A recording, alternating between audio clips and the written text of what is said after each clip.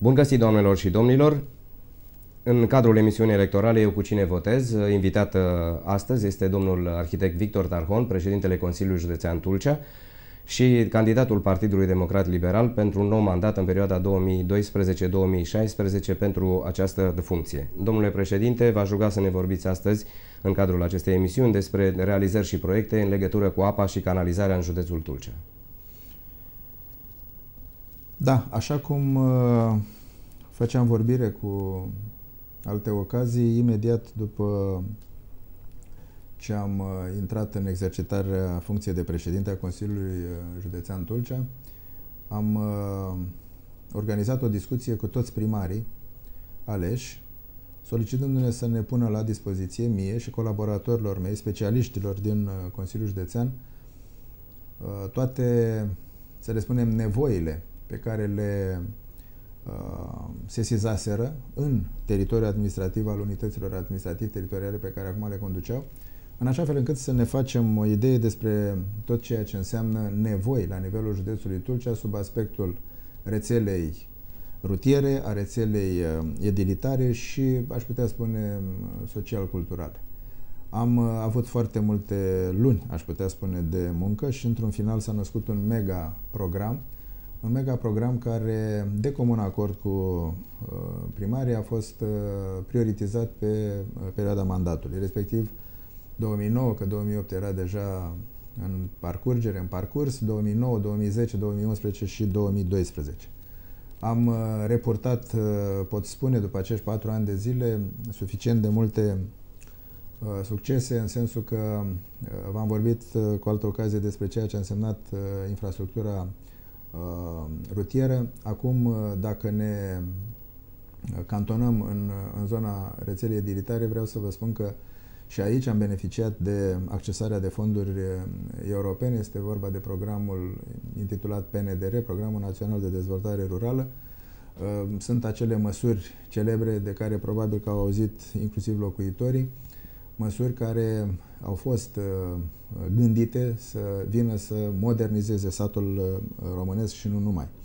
Vreau să vă spun că avem 36 de proiecte care în această perioadă de timp au primit finanțare și unele din ele chiar au fost finalizate, altele 13 așteptăm la rând să fie, sunt în diverse stadii de elaborare și de acces la finanțare.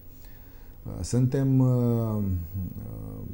bucuroși, aș putea spune, pentru faptul că reușim fie să înființăm, fie mai ales să dezvoltăm rețele de alimentare cu apă în localitățile județului Tulcea, principalul indicator de care ținem cont fiind acela demografic.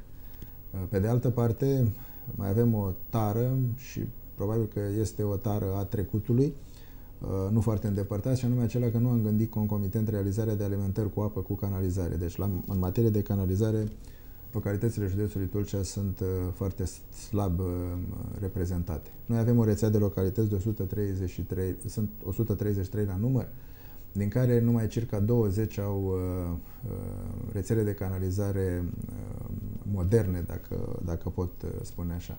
Suntem însă într-un vast program de aliniere, dacă vreți, la standarde europene și eu cred că mai este loc și în același timp nevoie, dacă vreți, de multe proiecte și pentru intervalul 2012-2016 și, de ce nu, dincolo de 2016. Trebuie să reținem că programul de dezvoltare pentru România viza un interval între 2007 și 2020.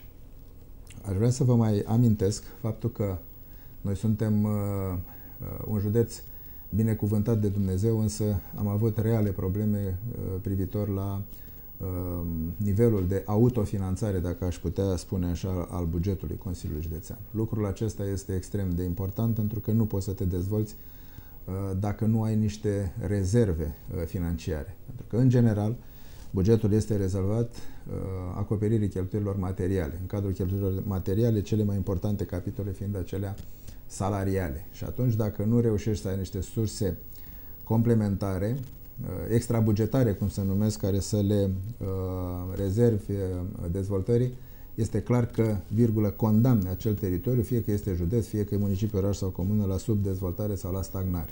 În ceea ce ne privește, ne-am făcut datoria cu prisosință. În acești 4 ani de zile am adus în județul Tulcea peste 500 de milioane de euro, ceea ce înseamnă vreo 8 bugete consolidate ale bugetului Consiliului Județean și este un motiv de mândrie. Pentru că într-o perioadă de criză profundă, atât la nivel internațional cât și național, în județul Tulcea, motoarele nu au încetat să funcționeze. Iar odată cu acești bani am creat și locuri de muncă. Vreau să vă spun că la finele anului 2011, județul Tulcea se situa pe poziția a 5-a în privința accesării fondurilor autohtone, deci cele care au fost puse la dispoziție pe programe guvernamentale, și pe locul 4 în privința creierii de locuri de muncă. Mult sau puțin, vă las pe dumneavoastră să apreciați. Acestea sunt rezultate palpabile, pentru că eu, în genere, am o deviză de viață. Spun că fac după ce am făcut. În 2008 v-am spus despre ceea ce cred eu că este nevoie în județul acesta. În 2012 pot să vă spun ceea ce am făcut pentru județul acesta și, de ce nu, pentru conștiința mea. Vă mulțumesc.